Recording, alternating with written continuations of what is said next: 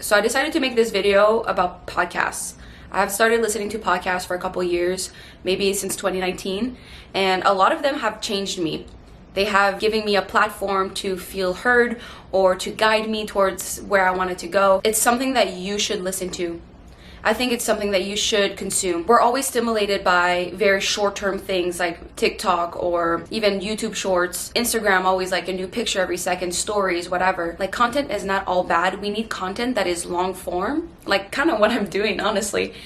Long form where you can listen to someone, because that really feels like you are there with the person and you have the conversation, and it's not there to like fry your brain. It's there to educate you and make you learn and make you grow. They are worth your time. That's one of the few or the only social media that I can think of that is worth for you to consume, besides my videos, of course.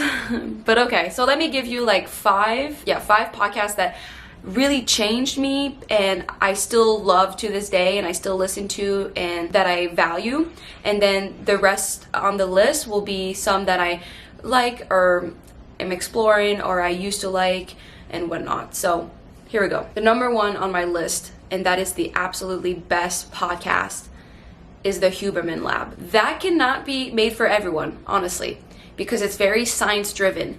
But I think that's what's amazing, because I don't think you need a huge science background to understand him, but it's hard for me to say that because I did major in a pre-med, so I understand a lot of the basic concepts. He explains concepts, mental concepts or recovery concepts or productivity concepts on a science level, so you truly understand where it comes from. It doesn't feel like mystical or abstract. It's very matter of fact. He explains the studies, but it's very entertaining. And there's a reason why he popped off and it got popular so quick, is because his information is probably the most valuable information out there on the podcast world.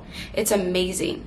It's truly amazing. And I respect him so much. I don't go to concerts ever, but I did buy a ticket to go to his live event in Chicago, and I'm so excited. I feel like a fan almost. I look up to him so much, so I can't wait to go. And it's just funny because I don't ever like go to concerts, but I will go to this like podcast meetup or something. So anyways, okay, the second one is called The Diary of a CEO. I absolutely love the interviewer, the podcaster, I'd say. The guy has such good questions. I think sometimes that was my issue with podcasts. I didn't like the person that would ask the questions, and sometimes they would ask questions and I'm like, that was so dumb, like why did you ask that? Or it just felt like they weren't really listening. It just some podcasters give me the ick, and they're like huge, and I'm like, how are they so huge? Don't people feel the same way I feel? But anyways, this one, The Diary of a CEO, the podcaster, is amazing. I love his questions. They're so good. He's so engaging, and he lets the person talk. The next two are pretty special. They are basically not considered podcasts, but they do long form videos, kind of like how I do. They have felt so relatable, and I really looked up to them. I listened to some of their advice and I actually applied it. One is more like for your masculine driven energy, the discipline, the goal achieving, the ambitious side, and the other one is much more like my feminine energy and tapping into empathy and beauty and self-love, self-care, and setting boundaries and all that. So I have these two podcasts. I think honestly they're the best out there. So the first one, the masculine driven one, is Hamza. He's a guy that promotes self-improvement. I think he's honestly like somewhat like a male version of me at times, I think, but I love his videos. The other one, the feminine driven one, is called The Wizard Liz. I think she's absolutely incredible. She is a strong woman that allows and helps people heal themselves. Initially, when I first heard her, I kind of didn't vibe with her because I almost felt threatened because of how real she was, honestly. I was like intimidated by her, but then the more I listened to her, I realized like she is so authentic and it's beautiful. Both podcasts, like I think if you listen to those, they're extremely relatable. They're applicable to your life, and I think they can truly empower you. And then the fifth podcast I will put there, I know a lot of people can judge me for this, but it's the Joe Rogan Experience. A lot of people don't like Joe Rogan. To me, it really isn't about him. I like him. I also love UFC, and I love that he's a commentator there too.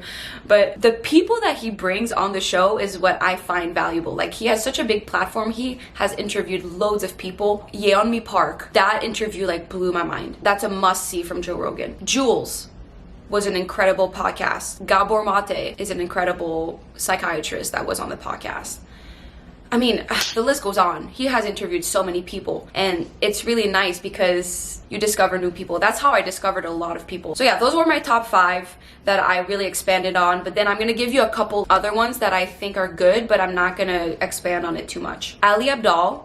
He's a huge productivity guy that I used to listen to a couple years ago when I started YouTube. This other one, Minority Mindset. He's a financial guy. He gives you just basic insights about like our economy that everyone should know and be careful of, and how to use your money wisely, how to create assets, how to invest. Then I have Aware and Aggravated. That guy is like a TikTok guy that is outwardly super gay, but very straightforward with what he believes in, and he's funny. Then I have Modern Wisdom.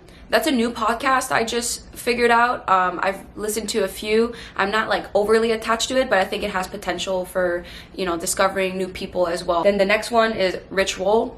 Rich Roll, I started listening to him years ago. I don't listen to him anymore right now. I listened to him when I was more in like a spiritual phase. Great podcaster as well. I love the guy. Feel like he's very genuine. And I also listened to the Aubrey Marcus podcast back then. I really don't listen to him anymore, but that was when I was like in my open relationship phase of my life, so I would listen to him a lot. The last one is called Let's Get Vulnerable. That's a podcast that my mom made me discover, and she really helps with like relationships and dating advice. I just feel sad that most of my list is male. I mean, everyone but one, and I'm like, fuck, I wish I could. Why do I not listen to more women? What is wrong with me? I don't know why, but I want to be more supportive towards women. I want to empower women. I'm so mad because I make this YouTube channel and I want loads of women to listen to me. I want people like me to listen to me, but I don't even listen to other women. So if you actually have any that you suggest, can you let me know? Maybe in the comments, that would be nice. I hope you like this. I hope you check them out, and I'll see you tomorrow. Yeah, hope this was helpful for you. Love you.